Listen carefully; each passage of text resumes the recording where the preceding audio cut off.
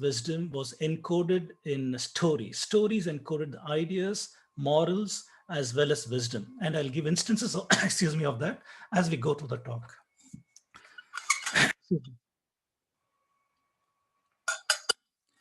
So people ask, where is the evidence for that? Where is the evidence that knowledge was mapped into a different domain? Well, we have evidence all the way to Aryabhatta and even later times. Aryabhatta, for example, the Aryabhatta numeration.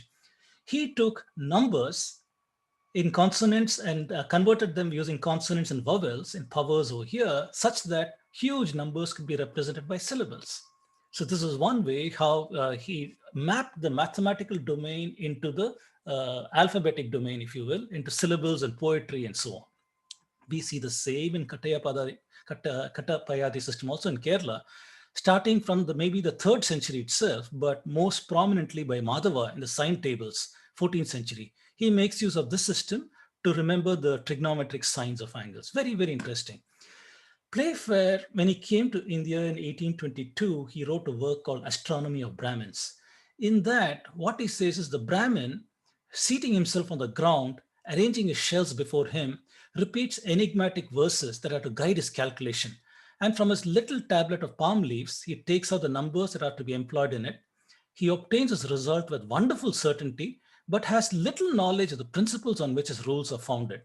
So this is actually an eyewitness painting by a Frenchman who writes how the astrologer of those days, astronomer was those days was sitting outside his house, and the shells are there, palm leaves in his hands, and he's doing calculations. So what we learn is formulas were versified. These verses yielded an index into the palm leaves, and that enabled computations and whatever the astronomer wanted to do. So we see that even today. For example, if you take a PhD engineer who studies, let's say, the power system dynamics and tries to understand stability of the interconnected Indian power grid and so on, he does a lot of studies, discovers algorithms, and finally he'll convert his finding, he or she convert the findings into operations for the operator. Might say that if the frequency goes up, turn this knob. If the frequency goes down, turn this knob. And so the operator can implement that based on measurements, but he does not need to know what the PhD engineer did. Why is this important for stability? He doesn't need to know that. All he needs to know is keep this over here. Similarly, today with COVID, you have PhD biochemists who are studying the pathways to disease. And eventually, maybe they'll figure out some drug and what cures it and so on. When it comes to the general practitioner doctor, the doctor need not know everything that the PhD biochemist knows. He need not know that. All the doctor is interested in is 500 mg taken 2 times a day cures this disease. I know that because the bell curve is showing this. The control studies of this drug have shown that most people who take this drug regimen, they are cured within 5 days. So this is what the general practitioner doctor needs to know. He doesn't need to know all these things. Our rishis and acharyas were similar.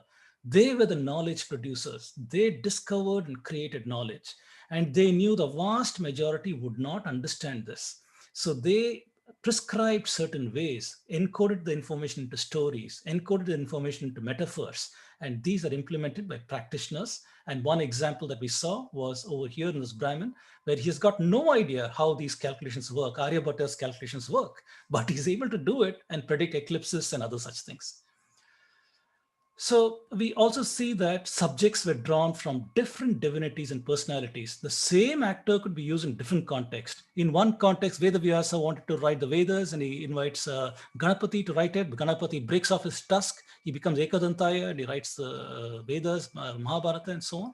And in another context, when the Ganesha is walking on the road, his stomach is so full, he falls down and the moon laughs at him. He's upset. He breaks off one tooth and throws it at the moon. So same actor, and the context is how he became Ekadantaya and 2 stories. So people look at this and say, this is one example where Indian texts are unreliable. They have a lot of strange things. But the real information is that there is a metaphor. There's a story over here that's encoding certain information. There's a different story here encoding different information. And we need to understand that.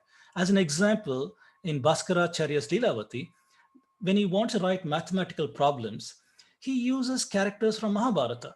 He uses a scene from Mahabharata that Arjuna is attacking Karna at this point, and Salya is the one who's driving his chariot, and how many arrows did he have, and so on. Very, very interesting that subjects were drawn from this.